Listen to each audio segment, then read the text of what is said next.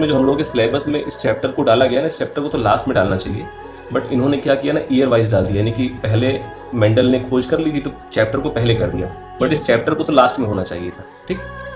तो अब हम लोगों को सबसे पहले क्या जानना है मेंडल को समझने के लिए? डीएनए। क्या समझना है? डीएनए। हमने तुमको पहले ही बता चुका है कि डीएनए में क्या होता है, ए, जी, टी और सी। ये चार तरह के क्या रहते हैं, एक नाइट्रोजन बेस्ड कंपाउंड है, हाईली क्या है, स्ट्रक्चर्ड कंपाउंड है ना, कॉम्प्लेक्स कंपाउंड है। तो हमने बताया था कि ए और जी ये क्या है, ये इसको हम बोलते हैं प्यूरिन। क्या बोलते हैं? प्यूरिन। और टी और सी क्या है, पायरीमिडीन। क्या है? पायरीमिडीन। ठीक। अब जो प्यूरिन है, हमने बताया था कि प्यूरिन हमेशा किससे शादी करता है? पायरीमिडीन से।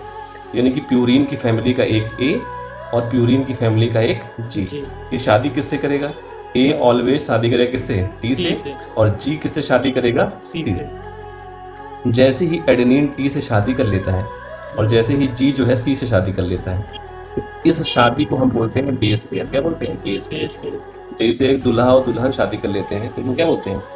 उनका एक जोड़ा बोलते हैं ना। तो वैसे इनका एक जोड़ा ये है और एक जोड़ा ये है। अब इनका जोड़ा चाहे तो ए इधर हो जाए और टी इधर हो जाए, और चाहे तो टी इधर हो जाए और ए इधर हो जाए, कोई दिक्कत? ठीक।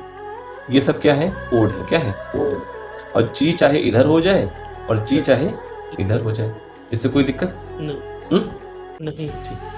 अब इन्हीं बेस पेयर से मिलकर हमारा क्या बनता है? डीएनए। क्या बनता है? डीएनए। इन्हीं बेस पेयर से मिलकर बनता है हमारा डीएनए। ठीक। सिंपल है कि नहीं है? मेरे ख्याल से कठिन नहीं, भूलोगे भी नहीं कभी। ठीक है ना, पता लग गया। इसमें ए कौन है? पुरुष है, और टी कौन है? स्त्री है।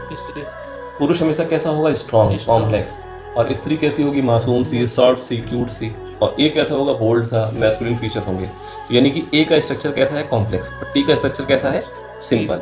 और एक कॉम्प्लेक्स और सिंपल मिलके क्या करते हैं? उसकी स्टेबिलिटी बना लेते हैं। क्या? स्टेबिलिटी। यानी कि जो बेस पेयर है क्या? Stable base pair. और इन्हीं बेस पेयरों से मिलकर क्या बनता है हमारा? डीएनए। यानी कि चाहे ए और टी कर दो, चाहे टी और ए कर दो, चाहे जी और क्या कर दो? सी कर दो, और चाहे सी और जी कर दो, मतलब ये अदला बदली कर सकते हैं। अब इनको अगर हम आपस में बेस पेयर, ये एक बेस पेयर हो गया, ठीक, ये दूसरा बेस पेयर हो गया, और ये क्या हो गया? तीसरा बेस पेयर हो गया, ये चौथा हो गया, ऐसे हजारों बेस पेयर होंगे। अब इन बेस पेयर को किससे जोड़ दो?